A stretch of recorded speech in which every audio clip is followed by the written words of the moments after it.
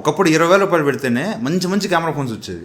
But ఇప్పుడు 30,000 రూపాయలు పెడుతున్నా మార్కెట్లో సరైన కెమెరా ఫోన్సే దొరకట్లా. అసలు ఈ సంవత్సరం లాంచ్ అయిన ఫోన్స్లో 30,000 మంచి కెమెరా ఫోన్స్ ఏంటంటే మనకు ఒక 2-3 ఫోన్స్ గుర్తొస్తాయేమో మహా అయితే. Nothing phone 3A Pro, Realme 14 Pro Plus, Moto H60 Pro, ఇట్లా ఒక 2-3 ఫోన్స్ గుర్తొస్తాయి. అవి కూడా కంప్లీట్గా సాటిస్ఫాక్షన్ ఇచ్చే కెమెరా ఫోన్స్ కాదు, వాటిలో కూడా ఏవో ఒక ఇష్యూస్ ఉంటాయి. అసలు ఇష్యూసే లేకుండా 30,000 రూపాయల లోపు ఒక మంచి కెమెరా ఫోన్ కావాలి, ఒక మంచి ఆల్రౌండర్ ఫోన్ కావాలనుకున్న వాళ్ళకి బెస్ట్ ఆప్షన్ ఈ Vivo T4 Pro. ముందే చెప్తున్నా, ఏ బ్రాండ్కి నాకు డబ్బాలు కొట్టాల్సిన అవసరం లేదు.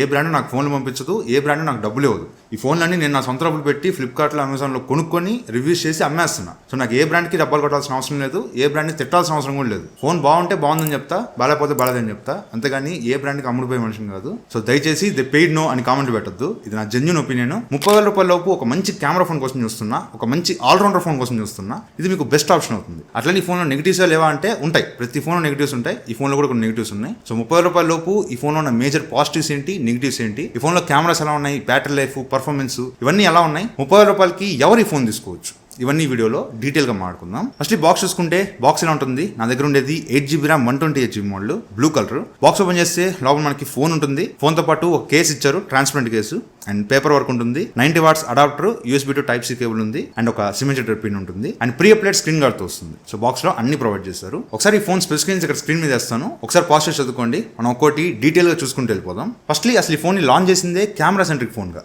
సో ముందు కెమెరాస్ గురించి మాట్లాడుకుందాం. బ్యాక్ సైడ్ 2 కెమెరాస్ ఉంటాయి. 50 megapixel main camera, Sony MX882 sensor తో వస్తుంది, ఆప్టికల్ ఇమేజ్ స్టెబిలైజేషన్ సపోర్ట్ చేస్తుంది. అండ్ రెండోది కూడా 50 మెగాపిక్సెల్ కెమెరానే, ఇది కూడా సోనీ MX882 సెన్సార్. రెండిట్లో సేమ్ సెన్సార్ ఉంటుంది, కాకపోతే ఇది పెరిస్కోపిక్ కెమెరా. 3x వరకు ఆప్టికల్ జూమ్ చేసి ఫోటోస్ తీసుకోవచ్చు. దీనికి కూడా ఆప్టికల్ ఇమేజ్ స్టెబిలైజేషన్ సపోర్ట్ చేస్తుంది. అండ్ పక్కన ఒక 2 మెగాపిక్సెల్ డెప్త్ సెన్సార్ ఉంటుంది. అది ఉండాలంటే అందువల్ల 2 కెమెరాస్ ఉన్నాయని చెప్పాను. అండ్ ఫ్రంట్ 32 మెగాపిక్సెల్ కెమెరాతో వస్తుంది. దీనిలో వైడ్ యాంగిల్ కెమెరా లేదు. ఎవరికైతే వైడ్ యాంగిల్ కెమెరా అంత ఇంపార్టెంట్ అనుకుంటారో వాళ్ళు ఈ ఫోన్ స్కిప్ చేయడం బెటర్. లేదు నేను వైడ్ యాంగిల్ పెద్ద వాన్ అనుకుంటే మాత్రం కెమెరాస్ దీనిలో చాలా బాగున్నాయి. లైటింగ్ బాగున్నప్పుడు బ్యాక్ కెమెరా యూస్ చేసి 1x, 2x, 3x, 10x లో ఫోటోస్ తీసుకోవచ్చు. 1x, 2x మెయిన్ కెమెరా నుంచి వస్తాయి, and 3x, 10x periscopic camera నుంచి వస్తాయి. ప్రతి ఫోటోలో మీకు డీటెయిల్స్ కానీ కలర్స్ కానీ చాలా బాగున్నాయి. కొన్ని ఫోన్స్ లో మెయిన్ కెమెరాలో ఒక స్కిన్ టోన్ వస్తుంది, పెరిస్కోపిక్ కెమెరాలో ఒక స్కిన్ టోన్ వస్తుంది. బట్ దీనిలో 2 కెమెరాస్ లో స్కిన్ టోన్స్ సేమ్ ఉన్నాయి. మీకు ప్రతి ఫోకల్ లెంత్ లో ఫోటోస్ చాలా బాగా వస్తున్నాయి. అండ్ పోర్ట్రేట్ షాట్స్ అయితే 1x, 1.5x, 2x, 3x, 4x మొత్తం 5 డిఫరెంట్ ఫోకల్ లెంత్ లో పోర్ట్రేట్ షాట్స్ తీసుకోవచ్చు. వీటిలో 1x,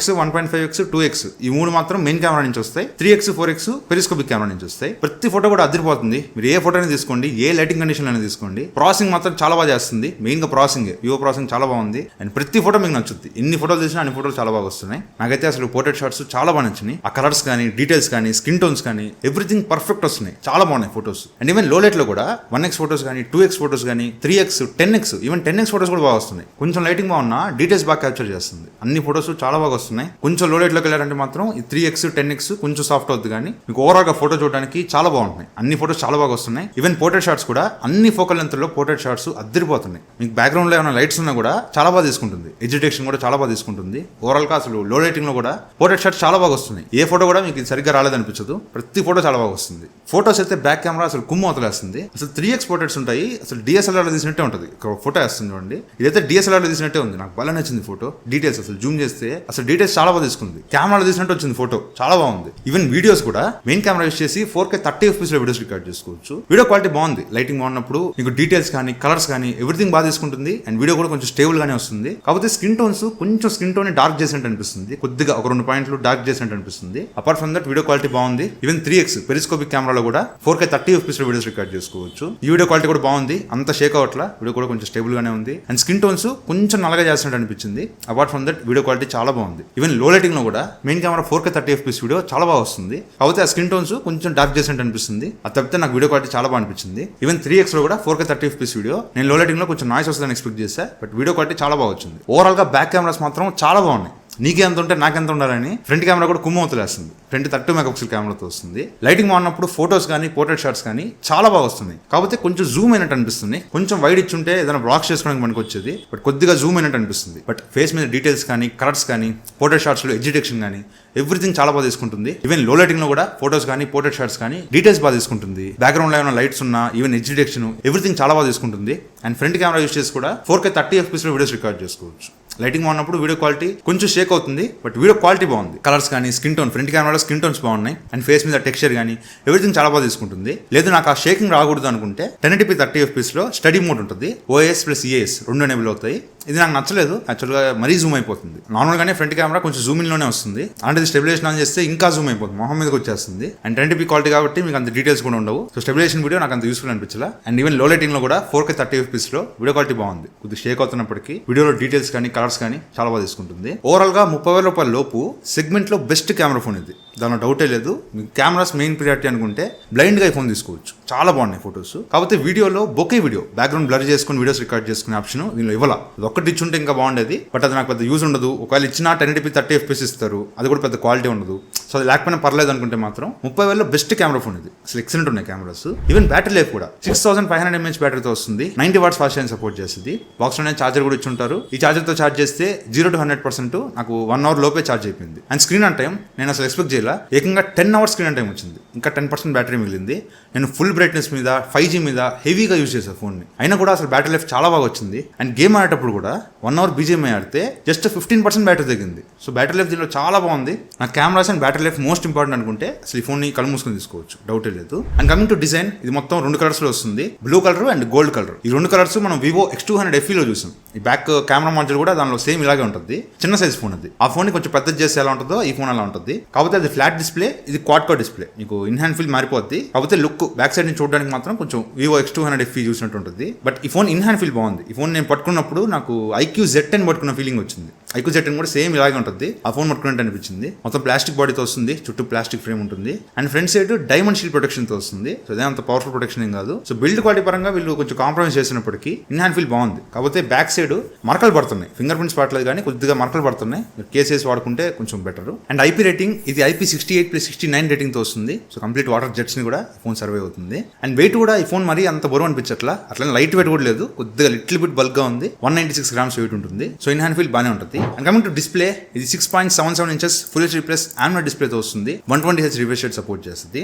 యాక్చువల్ గా ఆ బడ్జెట్ లో వచ్చే వేరే ఫోన్స్ లో ఈజీగా 1.5K డిస్ప్లే ఎక్స్పెక్ట్ చేయొచ్చు. బట్ దీనిలో మాత్రం డిస్ప్లే దగ్గర కొంచెం కాంప్రమైజ్ చేస్తారు, ఫుల్ HD+ డిస్ప్లే ఇచ్చారు. యాక్చువల్గా మీరు 2K డిస్ప్లేస్ యూజ్ చేసి అప్పుడు ఫుల్ HD+ డిస్ప్లేస్కి వస్తే మీకు డిఫరెన్స్ బాగా నోటీస్ చేస్తారు. బట్ 1.5K డిస్ప్లేకి ఫుల్ HD+ డిస్ప్లేకి మీకు నోటిసబుల్ డిఫరెన్స్ ఉండదు. మీకు జనరల్గా ఫోన్ యూజ్ చేస్తున్నప్పుడు మీకు అంత డిఫరెన్స్ ఉండదు. దీనిలో కూడా డిస్ప్లే బాగానే ఉంటుంది. డిస్ప్లేలో కలర్స్ కానీ, వైబ్రెన్స్ కానీ, షార్ప్నెస్ కానీ ఎవ్రీథింగ్ బాగానే ఉంటుంది. అండ్ ఇది HDR10+ సపోర్ట్ చేస్తుంది. యూట్యూబ్లో HDR వీడియోస్ ప్లే అవుతున్నాయి. అండ్ అమెజాన్ ప్రైమ్, నెట్ఫ్లిక్స్ ని HD క్వాలిటీలో చూడొచ్చు. ఇండోర్లో డిస్ప్లే క్వాలిటీ అయితే బాగానే ఉంది, డిసప్పాయింట్ అవ్వరు. అండ్ ఈవెన్ సన్లైట్ విజిబిలిటీ కూడా high brightness mode 1500 nits brightness produce చేస్తుంది. సో సన్లైట్ విజిబిలిటీ కూడా బాగానే ఉంది. ఓవరాల్గా డిస్ప్లే మీరు అంత డిసప్పాయింట్ అవ్వరు, డిస్ప్లే క్వాలిటీ బాగానే ఉంది. అండ్ ఇది స్టీరియో స్పీకర్స్ తో వస్తుంది. డాల్బీ అట్మాస్ లాంటి సపోర్ట్ లేదు కానీ సౌండ్ క్వాలిటీ అయితే బాగానే ఉంది. అండ్ కమింగ్ టు పర్ఫార్మెన్స్, ఇది Snapdragon 7 Gen 4 ప్రాసెసర్ తో వస్తుంది. Android బెంచ్ మార్క్ రన్ చేసినప్పుడు అరౌండ్ 1 million దాకా స్కోర్ వచ్చింది, మంచి స్కోరే. యాక్చువల్గా ఈ ఫోన్ ని గేమింగ్ సెంట్రిక్ గా తీసుకురాలా, కెమెరా సెంట్రిక్ అండ్ బ్యాటరీ కొంచెం బాగా వస్తుంది. సో ఒక ఆల్రౌండర్ ఫోన్ గా తీసుకొచ్చారు కాబట్టి గేమింగ్ మీరు మరీ ఎక్కువ ఎక్స్పెక్ట్ చేయొద్దు. జనరల్ యూసేజ్ లో ఈ ఫోన్ బాగానే ఉంటుంది. క్యాజువల్ గా ఫోన్ యూజ్ చేస్తున్నప్పుడు మీకు ఎక్కడ ఇబ్బంది అనిపించదు. అండ్ ఈవెన్ గేమింగ్ లో కూడా